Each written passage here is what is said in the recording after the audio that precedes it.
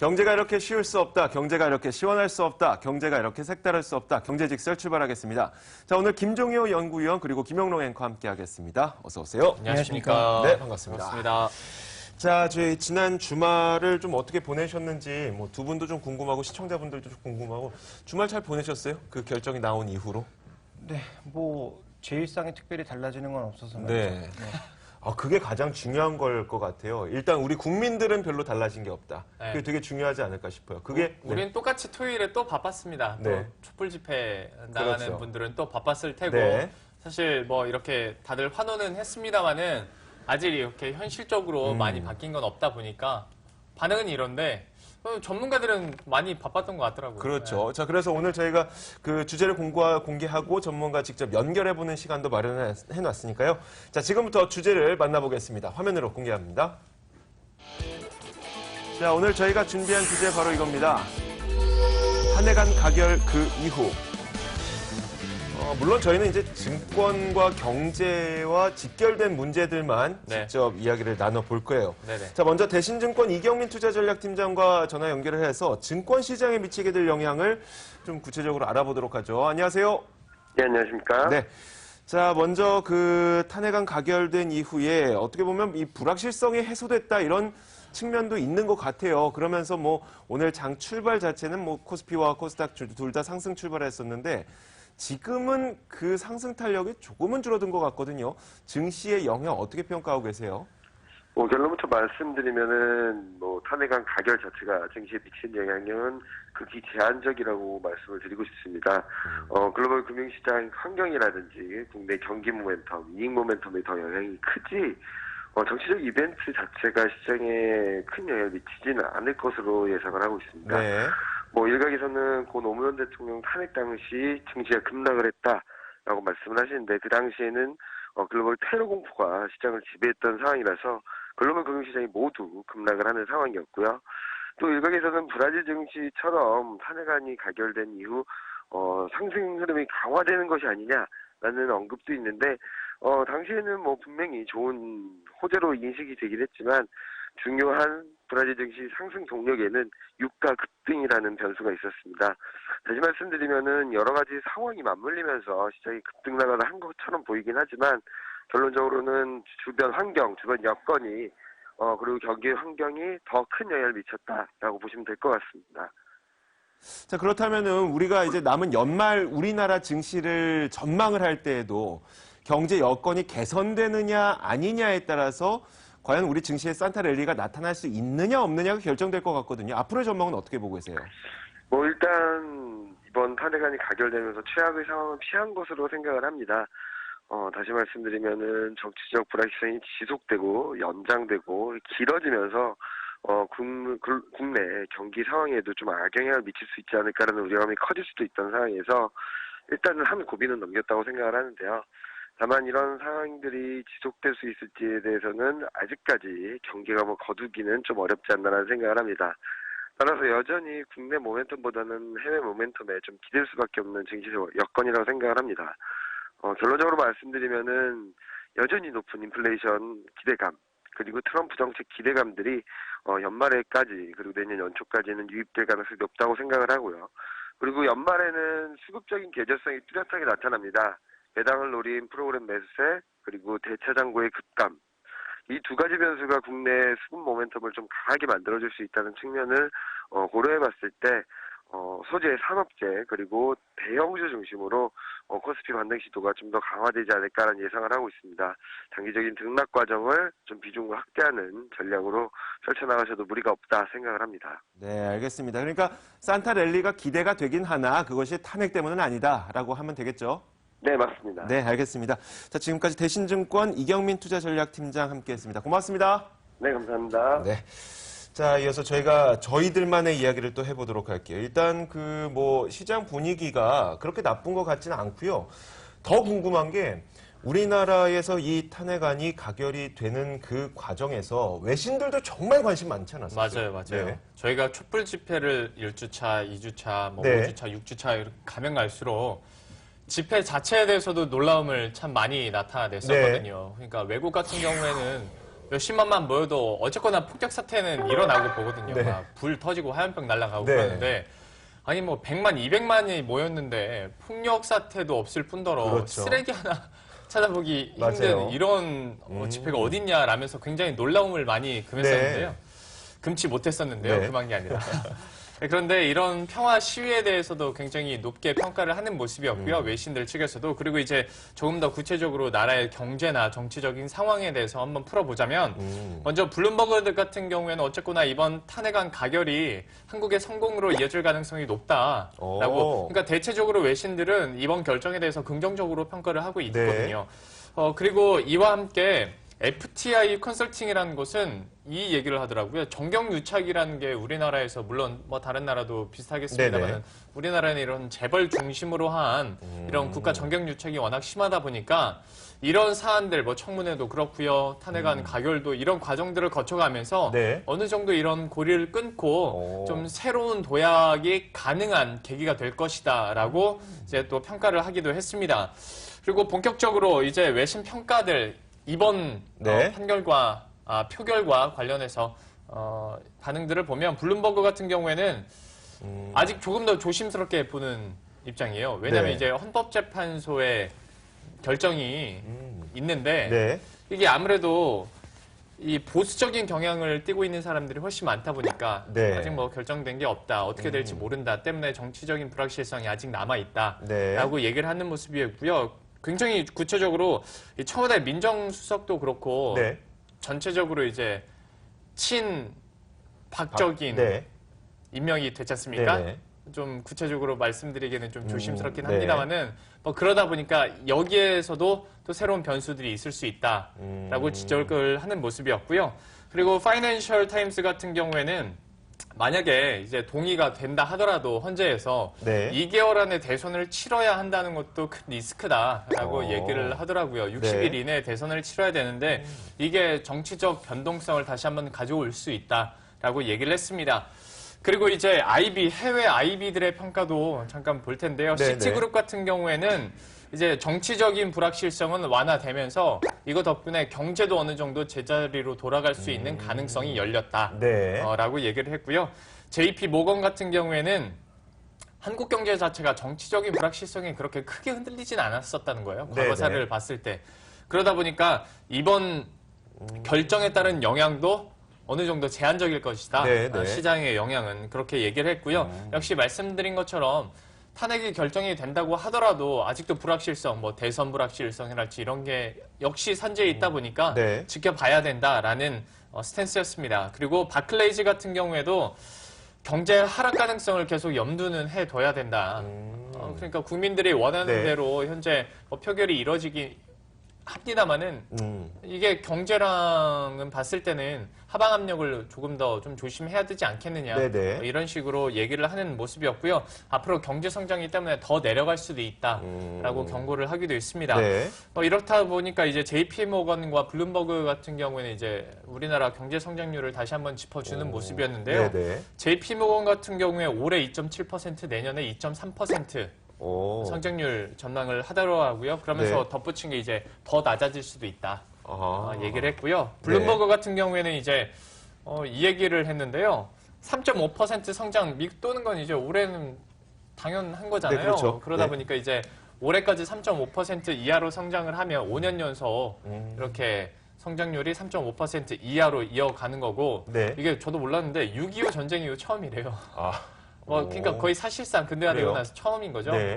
그러다 보니까 블룸버그에서는 이 점을 다시 한번 기사에서 꼽는 모습이었습니다. 알겠습니다. 대체적으로 이제 외신 쪽에서는 불확실성은 해소됐지만 하방의 압력이 더 가해질 수 있는 그런 측면도 있는 반면에 어떻게 보면 이번에 정치의 어떤 그 정경 유착의 고리가 깨지면서 경제의 질도 개선될 수 있는 그런 기회가 될 것이다. 이렇게 좀 양분된 분석이 나오고 있다는 건 같은데. 네. 정치나 그러니까 현재 상황은 개선될 수 있는데 네. 그리고 우리도 그런 건 긍정적으로 보는데 다만 이걸 통해서 경제가 갑자기 올라간달지 아니면 좋아진다고 장담하기 힘들고 그리고 이번 결정이 변수들을 다 없애줬다고 하기에는 네. 역시 앞으로 남은 변수들이 많다. 뭐 이렇게 얘기를 하더라고요. 그러니까 핵심은 네. 뭐 이렇게 봐야 되겠죠. 장기적으로는 분명히 이 국민들의 뜻이 반영된다라는 측면에서 긍정적인 게 분명히 있지만 네네. 또 정경축의 고리를 끊는 하나의 그 모멘텀이 될 수 있다라는 점에서 긍정적이지만 그런 긍정적인 효과가 나타나기에는 시간이 필요하다라는 거죠. 근데 지금 닥쳐 있는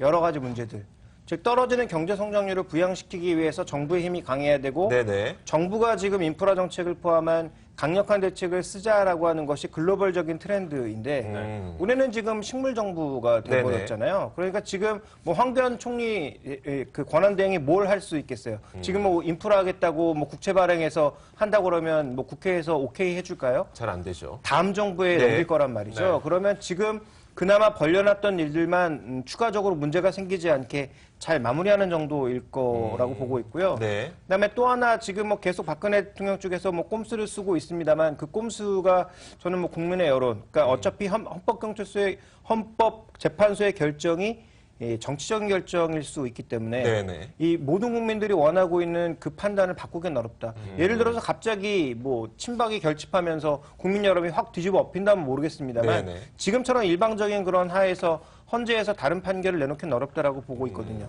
그러면 어쨌든 한국의 리더십은 네. 내년 상반기까지는 없다고 봐야 되겠죠.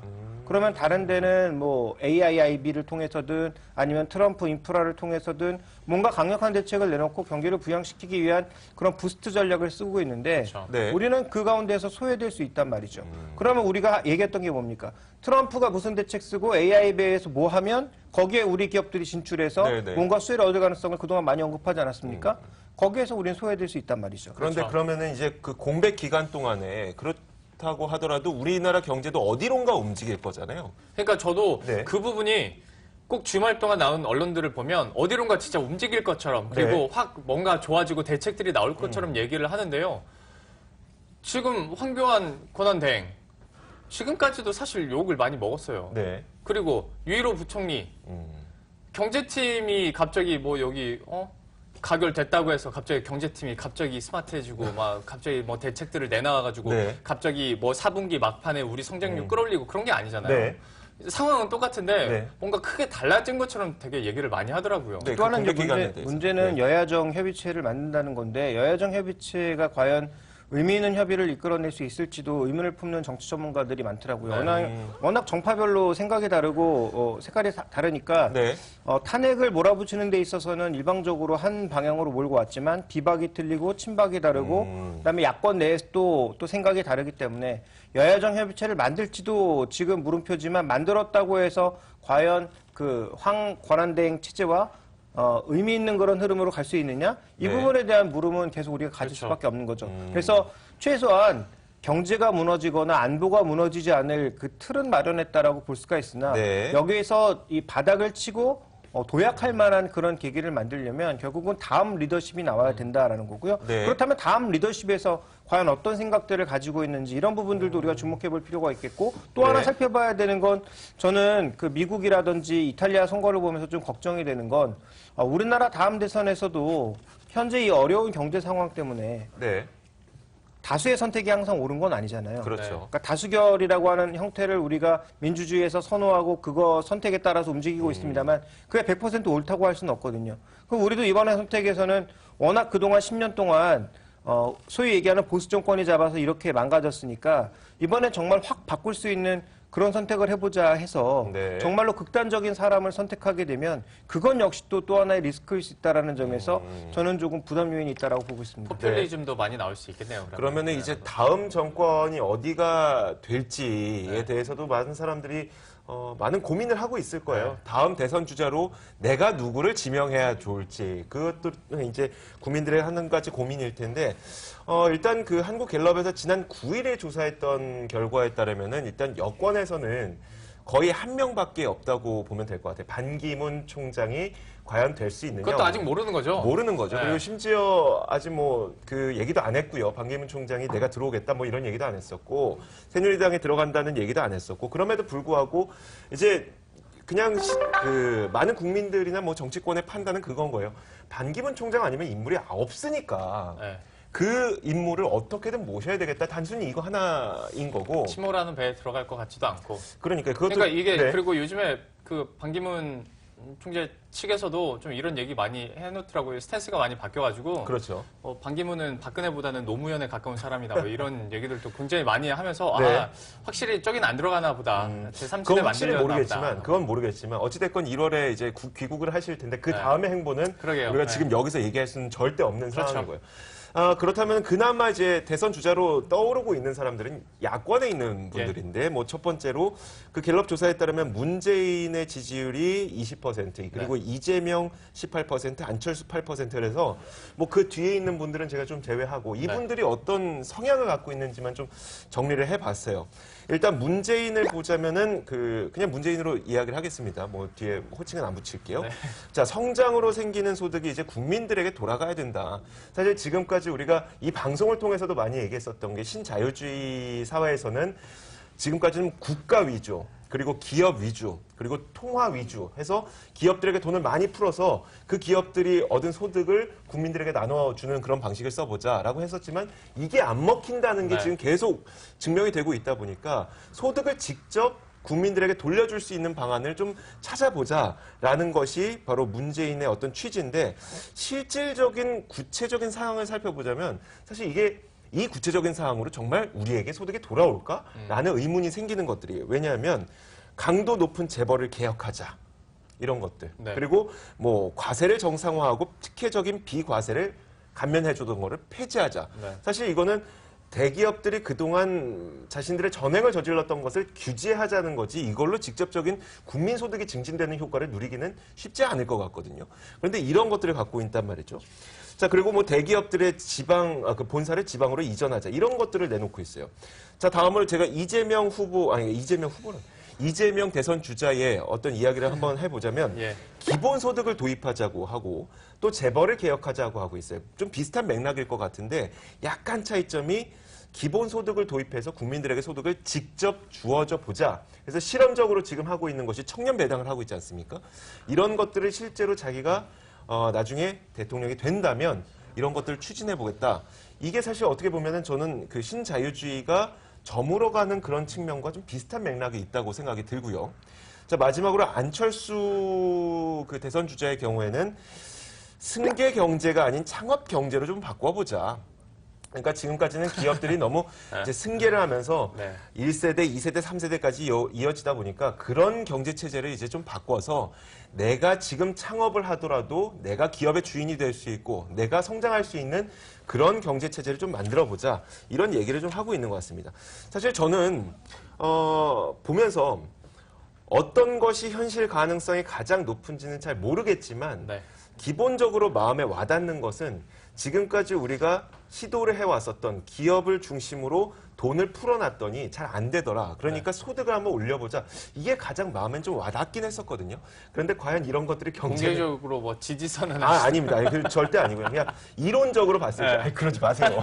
이론적으로 봤을 때 그렇다는 거고, 실질적인 분석을 김종인 위원님께서 좀 해주셔야 될 것 같아요, 여기에 대해서. 일단 가장 중요한 것은 우리나라도 수출로 먹고 살아온 나라인데 네. 그러면 수출을 더 키우든지 아니면 수출이 한계에 달했다면 내수를 키우든지 둘 중에 하나인데 이 두 가지 다 지금 그렇게 쉽지 않다라는 거죠. 왜냐하면 수출 키우기 위해서는 기업들이 더 커야 되는데 기업들이 전부 해외에다가 지금 공장 만들어 놓고 있으니까 기업의 이익은 늘지 몰라도 대한민국 그리고 국민들의 이익이 늘기가 일단 쉽지 않다라는 점이 가장 큰 문제입니다. 그래서 국내에 있는 기업, 그러니까 국내에서 실제로 제조를 하고 있는 것들이 더 수출량을 어떻게 늘릴 수 있느냐에 대한 고민이 돼야 되는데 이게 일단 쉽지 않다라는 게 첫 번째고요. 두 번째는 사드를 둘러싼 논란 때문에 중국과의 압박이 심해진다면 우리는 지금 중국을 통해서 중간재 수출을 하는 것도 많거든요. 네. 간접 수출하는 것도 많은데 이런 것들이 타격이 있을 수 있습니다. 그러면 이제 이게 안 된다면 이게 어차피 한계에 달할 수밖에 없다면 내수를 키워야 되는데 내수를 키워야 되는 것은 기본적으로 인구 구조학 문제거든요. 그렇죠. 근데 인구 구조학이 지금 우리나라는 점점 노령화되고 있는 상황이기 때문에 내수도 쉽게 성장하기가 어렵습니다. 그래서 지금 우리나라의 전반적인 경제의 모습은 일단 성장 자체에 대해서 단기적으로 윗방향으로 갈 수 있는 모멘텀을 주기가 어렵다라는 거죠.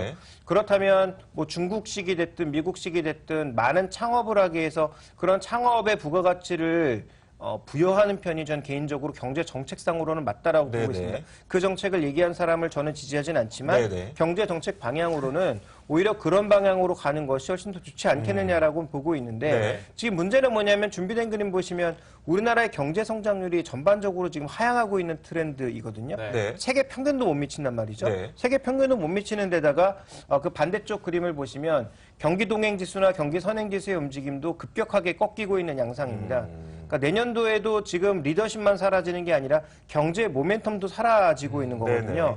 이것만 보면 글쎄요, 한국에 투자할 필요가 있을까? 이런 생각이 들 정도의 심각한 상황입니다. 네. 네. 다음 이제 준비된 그림 보시면 이제 심리를 봐야 되는데 CSI, BSI 두 가지는 소비자 심리 그리고 기업 심리잖아요. 네네. 두 가지 다 모두 최근 그림에서 보시는 것처럼 급격히 꺾이고 네. 있죠. 아. 그러면 이 대선이라고 하는 그 모멘텀을 가지고 또 뭐 기대감이 생길 수는 있겠으나 그 이전까지는 심리가 일단 쉽게 살아나지 않는다라는 거죠. 기업들도 다음 리더십이 어떤 정책을 쓸지 모르는데 투자를 먼저 그렇죠. 땡겨서 했다가 나중에 이걸 걷어들이기가 굉장히 힘들거든요. 그리고 지금 당장 검찰 조사 받고 있는데 뭔가 하기도 어렵고요. 그렇죠. 네. 검찰 조사를 받고 있는 상황에서 뭔가 또 과하게 투자를 한다고 네. 하면 발 빼기 어려우니까 그렇죠. 이런 과정에서 놓고 보게 되면 전반적으로 지금 기업들도 어렵단 말이죠. 그러면 투자를 할 수가 없겠느냐? 그럼 미국은 왜 올라가느냐? 네. 이런 우리가 또 질문을 던질 수가 있지 않습니까?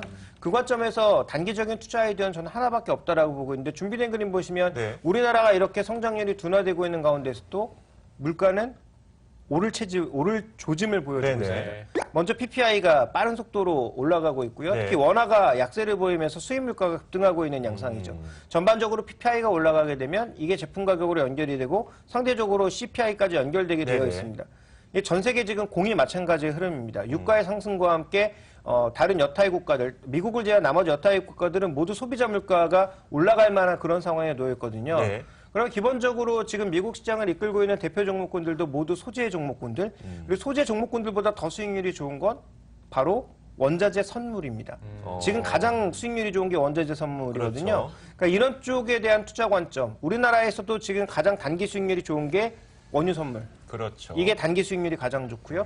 그다음에 뒤를 쫓아가고 있는 종목군들이 뭐 철강, 그다음에 네. 석유화학 일부 종목군들 이런 종목군들이 뒤를 쫓아가고 있거든요. 이게 영속적이진 않더라도 미국 시장의 트럼프 랠리, 인프라 랠리가 계속 벌어지고 있는 이 상황 하에서는 네. 가장 좋은 건 원자재 선물, 네. 두 번째로는 원자재 관련주 이런 것들에 대한 대응이 필요하다라고 보고 있고요. 네. 이외에 이제 이것과 상관없이 제가 뭐 항상 뭐 여러 방송을 통해서 말씀드리지만 5G 세상은 다르거든요.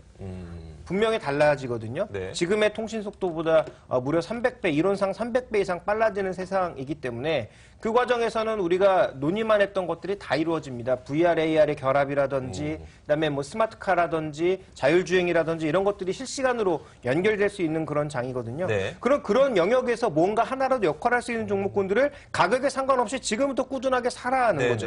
그러니까 그 두 가지 방법의 투자를 제외한다면 저는 뭐 크게 방법이 없다라고 보고 있고 요즘에 인터넷에서 들려오고 있는 몇 가지 이야기 아주 간략하게만 좀 해결을 해 주셨으면 좋겠어요.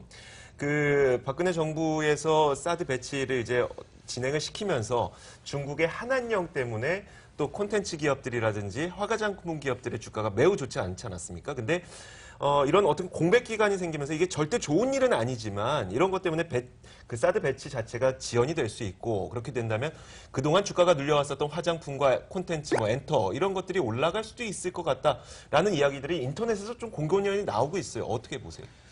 굉장히 안타까운 일이나 뭐 제가 뭐 정치 전문가도 아니고 네네. 국제 전문가도 아니라서 저도 정확하게 모르겠습니다. 제 판단에 따르면 네. 소크라테스가 악법도 법이라고 했지 않습니까? 네. 이미 체결을 한 조약입니다. 이걸 만약에 뒤집으면 한국의 전반적인 신뢰도는 떨어집니다. 네. 네. 그렇다면 사드는 그것을 찬성하든 반대하든 상관없이 일단 가는 게 저는 맞다라고 보고 있습니다. 그 이후에 나오는 여러 가지 논의는 다시 해야 되는 것이고 네. 이미 모든 그 도장을 찍은 그런 상황이라면 계약이 체결된 상황이라면 저는 그것은 지켜야 된다라고 보고 있고 그에 따른 중국의 반발을 어떻게 무마해 나가느냐는 차기 정부에 달려 있다라고 봐야 되겠죠. 그래서 저는 뭐 화장품주나 이런 종목군들이 여전히 성장하고 있는 종목이기 때문에 그나마 네. 좋게 보고 있습니다만 문제는 뭐냐면 밸류에이션이 너무 비쌌다가 이제 밸류에이션이 적정 수준까지는 내려온 거거든요. 네, 네. 그럼 단기적인 반등은 가능하겠죠. 그러나 거기까지라는 거죠. 추가적으로 더 강한 성장을 이어나가기 위해서는 사드 문제를 완벽하게 해결할 수 있는 중국에 무언가 선물을 줘야 되는데 네. 그런 선물을 주기가 쉽지 않고 중국도 일단 받아들이기가 쉽지 않다라는 점을 생각해 볼 필요가 있습니다. 자, 그러면은 이 모든 것을 종합해서 결론은 한마디로 좀 투자 전략으로 내려주세요. 투자 전략으로 봤을 때는 저는 뭐 오늘 결론이기도 한데 네. 단기는 인플레 쪽에 맞추어서 투자를 하고 네. 장기적으로는 미래기술 거기에 분명히 역할을 할 수 있는 국내 몇 기업이 있다. 대표적으로 뭐 삼성전자를 포함해서 뭐 통신주 일부 이런 종목군들이 해당된다라는 네. 거죠. 그런 종목군들에 대한 투자가 장기적으로는 바람직하다라고 보고 있고요. 만약에 한 6개월 텀을 놓고 보자면 새로운 이제 리더십들이 나왔을 네네. 때 주자들이 나왔을 때 그 주자들과 관련된 종목군들이 펀더멘탈과 상관없이 또 한 번 움직일 수 있기 때문에 단기적인 흐름은 뭐 그 정도를 염두에 두셔야 되지 않을까라고 보고 있습니다. 자, 알겠습니다. 그 물가 그 상승에 투자를 해보라는 것이 이제 원자재 선물에 직접 투자를 해보는 것도 괜찮겠고, 만약에 그것이 안 된다면 이것을 기초 상품으로 만들어 놓은 뭐 ETF라든지 혹은 ETN 이런 것에 간접 투자를 해보시는 것도 나쁘지 않을 것 같습니다. 자, 지금까지 경제직설 시간이었고 김종윤 연구위원 그리고 김영롱 앵커와 함께했습니다. 오늘 말씀 고맙습니다. 수고하셨습니다.